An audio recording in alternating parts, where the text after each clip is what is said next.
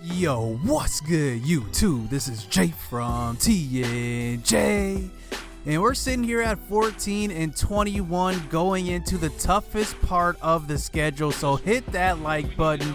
In last episode, we actually signed a veteran in the league, James Shields. He went 7-16 last year with a 1.31 whip, right in the middle of the pack as far as starters go, but we need some starter help, so we ended up signing him. So here we go, going up against Cleveland in this matchup in his first start on the mound as he gets the ground out early. Here is Zimmer at the plate. He's going to pop it up to first base as we try to get this season going. We've started out pretty slow, and we want to get to where, you know, the Mariners are in real life. I mean, they are doing pretty well and in first place, and here in this franchise, we are in last. So on to the bottom of the second inning. Here is a hit up the middle, and James Shields gives up his first hit of his short Mariners career as he faces Carlos Gonzalez with the hit to left field. That one is going to drop. Domingo Santana didn't get a good jump on that one, so now he's in trouble early. Here is Kipnis at the plate, getting a ground ball to first base, and he's going to overthrow the man at shortstop, Tim Beckham. That's Ryan Healy playing first, and he overthrows his man, trying to turn a double play, and Cleveland is on the board 1-0. So this inning does continue.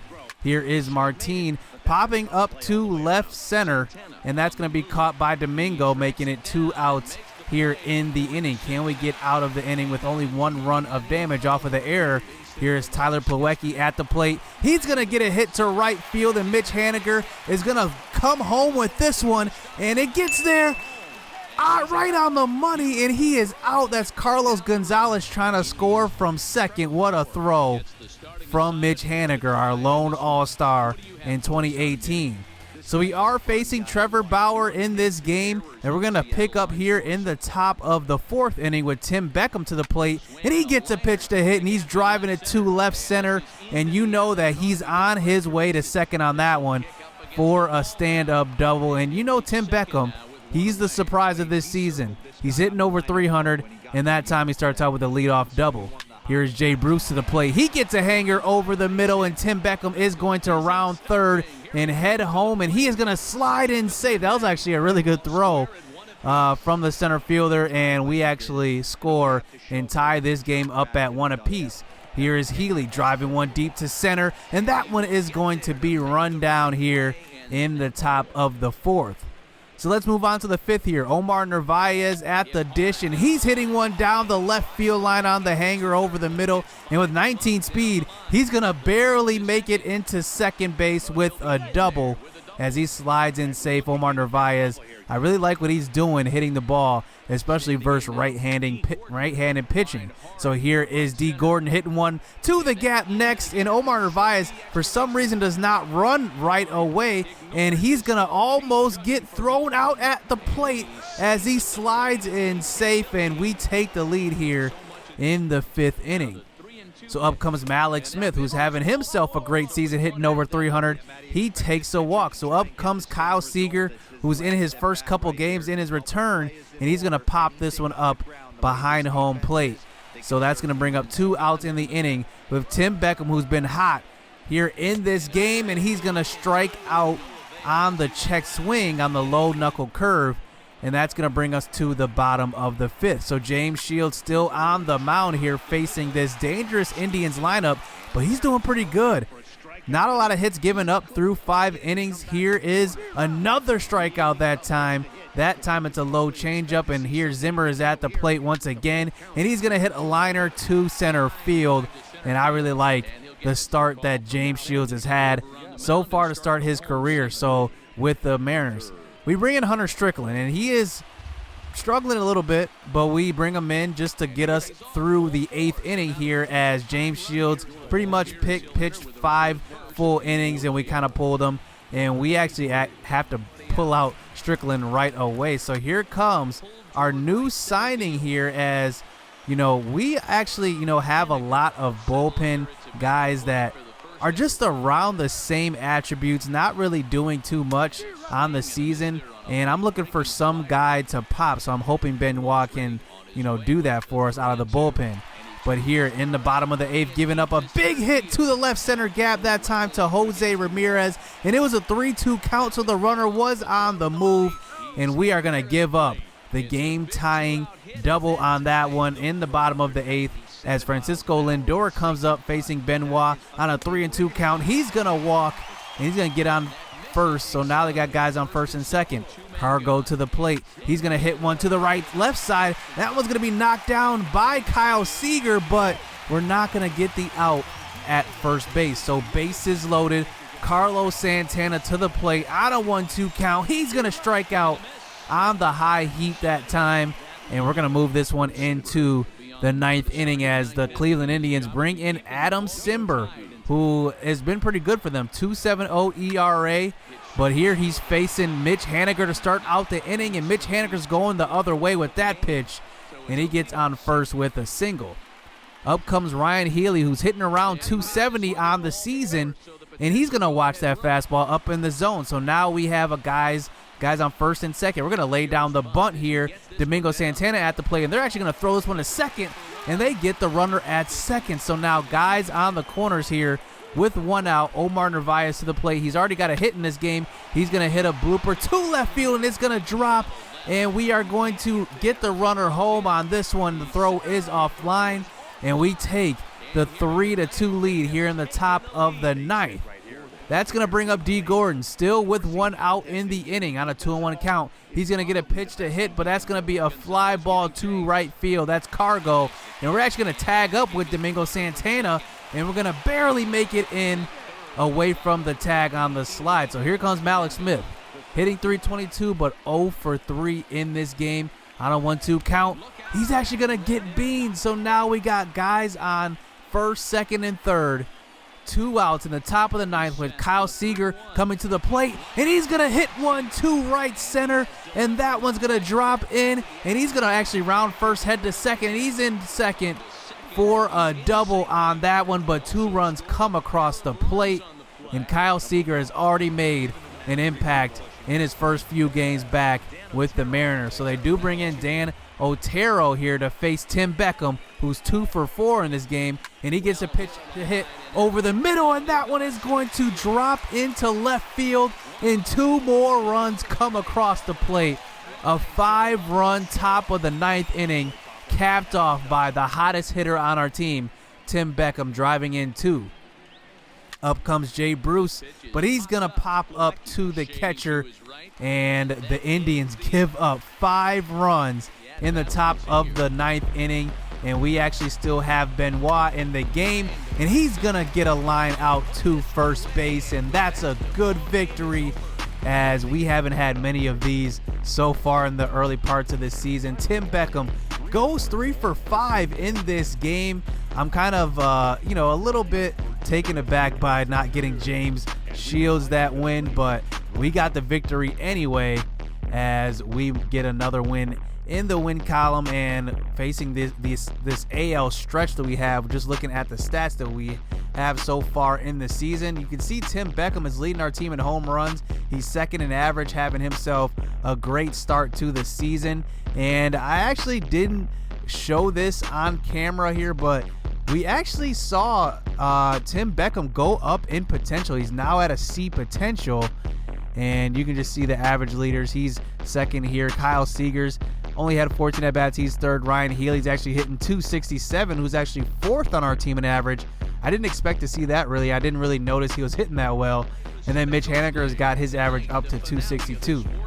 So now we hop into a little bit of AAA action. We didn't highlight AAA a couple episodes ago when we were looking at the AA team, but we get to see one of our top prospects in our organization at the starting pitcher position, Logan Gilbert.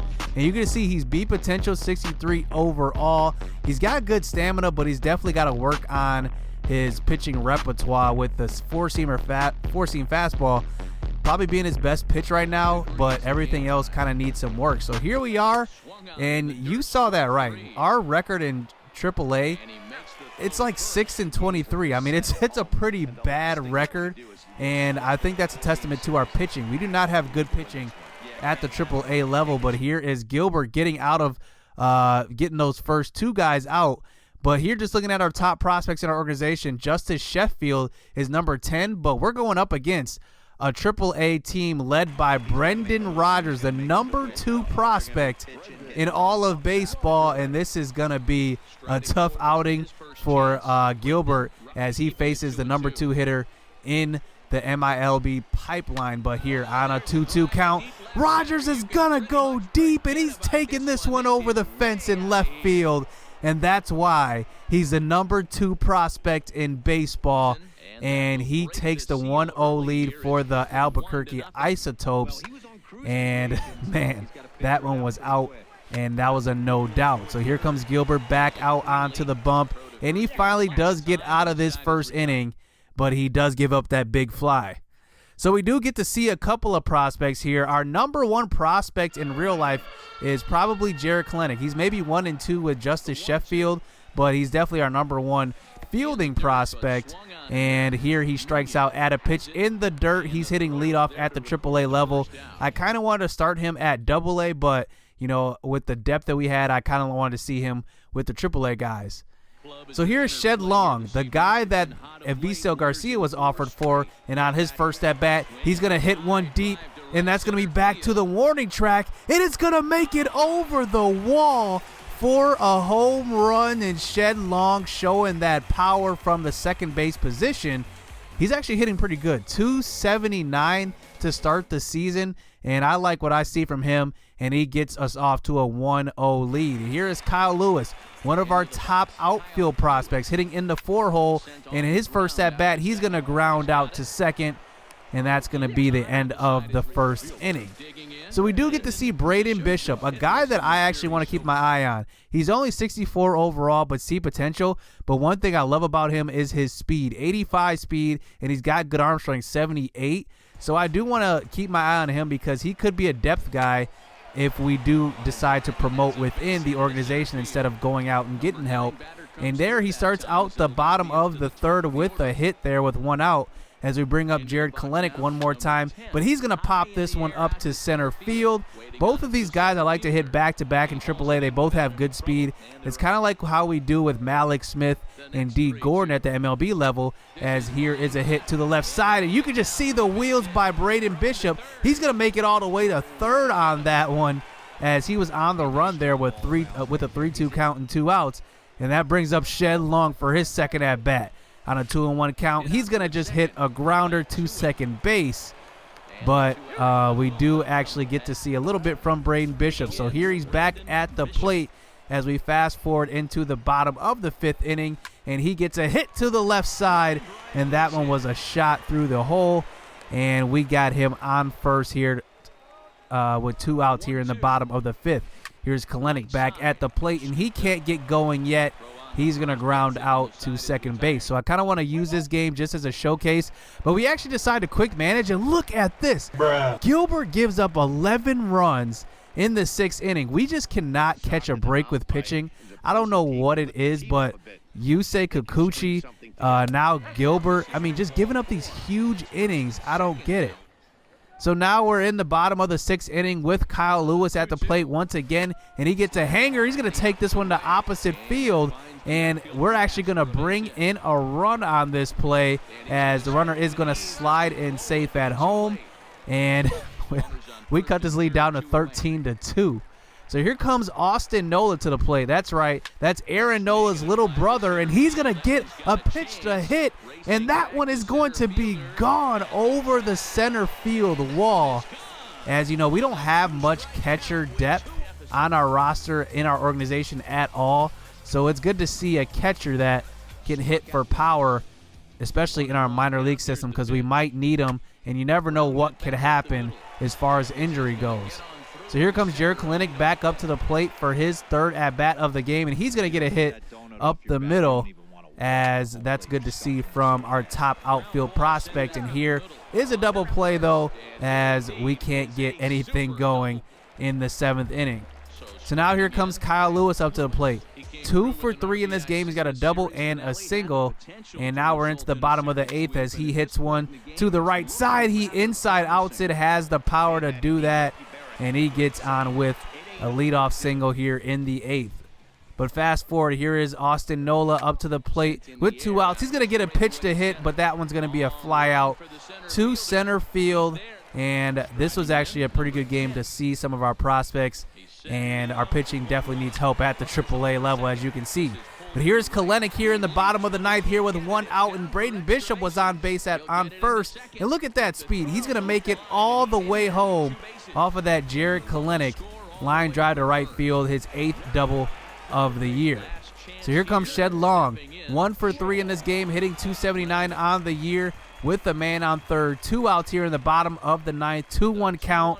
And he's going to take one deep over the right field wall, and that one was a no-doubt home run. Shed Long. Remember this name because, you know, Avisail Garcia was offered for him in the 2nd episode of this franchise, and I'm so glad I didn't make this trade because now seeing him play, man, that was a missile over the wall, and we actually go on to lose this game 16-8. But I saw some good things in this game. Look at Brendan Rodgers. He went 5 for 5 in that game. Just insane. So we do decide to get a little bit of help at the AAA level. I wanted a guy who's younger, but not, you know, too much to give up to get him. So we actually settle on Genesis Cabrera, 21-year-old lefty out of the Dominican Republic, playing in the Cardinals organization. And I liked what he had, so I kind of, you know, gave the Cardinals a couple of trade offers, and we settled on this one. Tyler Danish, who was a 24-year-old B potential starting pitcher. We wanted another decent AAA pitcher, so we decided to go after Genesis, and we decided to give up Joey Curletta, and that's actually going to open up the door for Evan White. Now, Evan White, if you're a fan of the Seattle Mariners and you're deep into the prospect farm system, you know that Evan White's actually the number 4 prospect in the organization in real life, so this actually will open up the door for him. I actually had him at single A to start the season, and I didn't even notice, and it's going to give him a shot to play at AAA. So I am going to probably end the episode right here. We do actually beat the Yankees in the next game of the season after that Cleveland game, and we actually beat them 3-2. We had a 12-hit game. They had 6 hits, and I actually like what we're doing right now as an organization. We're kind of getting it just right as, you know, a couple of moves. James Shields was big. Benoit was big, and I like this move that we just made for a minor league pitcher, just getting some more help at AAA and possibly a boom player rather than a bust player. So that's going to do it for this episode. I wanted to get a good look at AAA. Let me know what you guys think of James Shields. That was a pretty good debut, and man, what a start Tim Beckham's off to. So hit subscribe, hit that like button. You guys don't want to miss any more action. Stay tuned. Let's get it. Let's go.